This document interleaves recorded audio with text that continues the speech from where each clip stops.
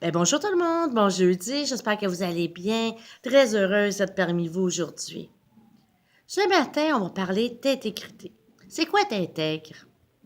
Martine Arsenault, fondatrice d'Agro-Bonheur, créatrice de nos petits moments de bonheur. Être intègre, pour moi, c'est quelqu'un qui est vrai. Et c'est quelqu'un qui est vrai, moi, c'est ce que je recherche dans mes relations. C'est la plus belle ou une des plus belles qualités chez quelqu'un, à mon avis. Être intègre, c'est quelqu'un qui est capable de dire les choses. Si tu sens quand quelqu'un est intègre, parce qu'elle va te dire les choses telles qu'elles sont. Elle ne dira pas les choses que tu veux entendre. Elle va te le dire ce qu'elle veut dire. Elle ne dira pas les choses pour ne pas blesser. Elle ne dira pas les choses pour ne pas se faire juger. Elle va dire les choses telles qu'elles sont. En fin de semaine, aux conférences que je vous ai parlé, j'ai rencontré plein de belles personnes qui étaient intègres, qui n'avaient pas peur de nous dire les vraies choses, autant sur eux que sur ce qu'ils pensaient. Et qu'est-ce qui est beau, c'est qu'ils l'assument. Chose espérée, quand tu prends la peine d'aller au-devant d'un public et que tu te présentes et que tu parles de quelque chose, j'espère que tu assumes ce que tu dis. Pareil comme moi quand je fais mes vidéos, quand je fais mes écrits, j'assume complètement ce que je dis.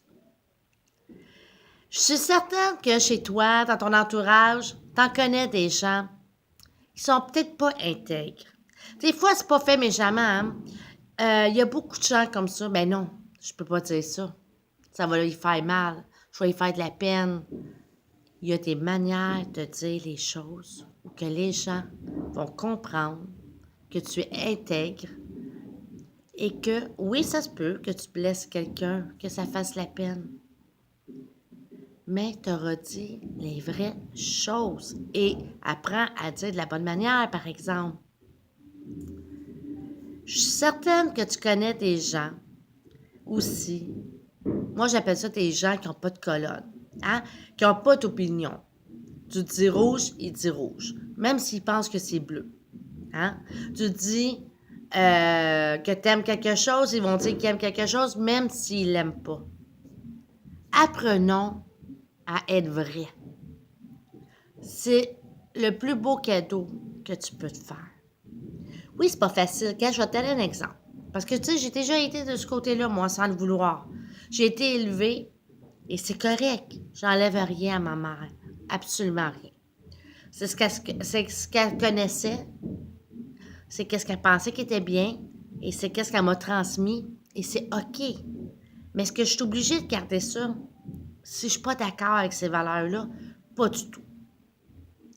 Donc, en fin de semaine, c'est ça que je voulais vous dire.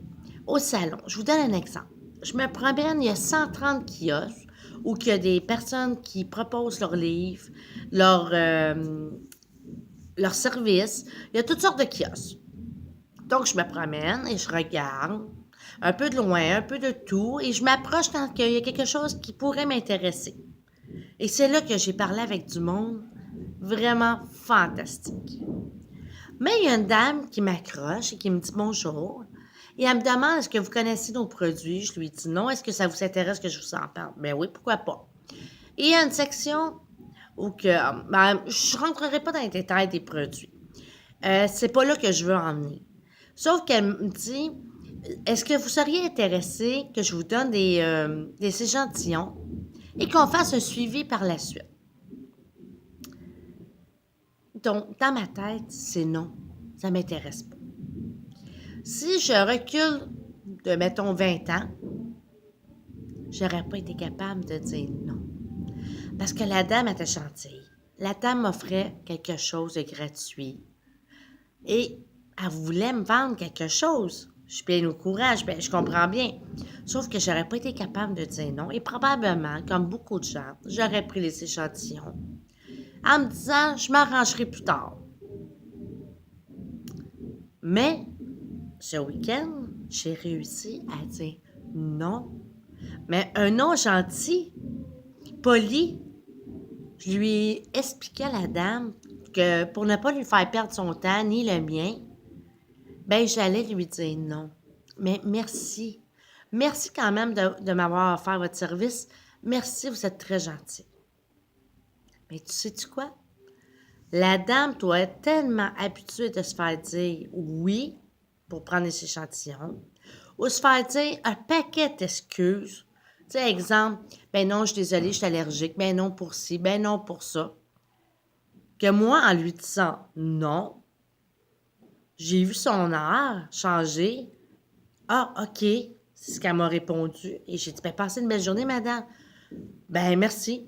Elle m'a laissé partir, mais j'ai vu dans sa face, dans son gestuel, qu'elle était comme, oh, mais pourquoi? Apprenons à être capable de se respecter. Je crois qu'être intègre, c'est simplement se respecter. C'est tout.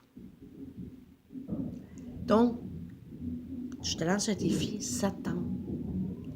Prochaine situation que tu as à dire ton opinion. Tu as à dire, peu importe. Dis ce que tu penses. Donc là-dessus, je te laisse. Il y a quelque chose qui est vrai et très, très vrai. Et j'espère que tu le ressens, que c'est vraiment vrai. C'est que je vous aime. Je vous aime déjà d'amour. Je suis heureuse que vous faites partie de ma communauté. Et j'espère que vous allez être là de jour en jour. Je vous embrasse. Hey, je vous souhaite de passer vraiment une belle journée. Trouve un petit 5 minutes pour t'arrêter, pour respirer, profiter du moment présent et te sourire. Mes créatrices, mes créateurs de bonheur, la vie est belle, alors on sourit. Bye, à bientôt.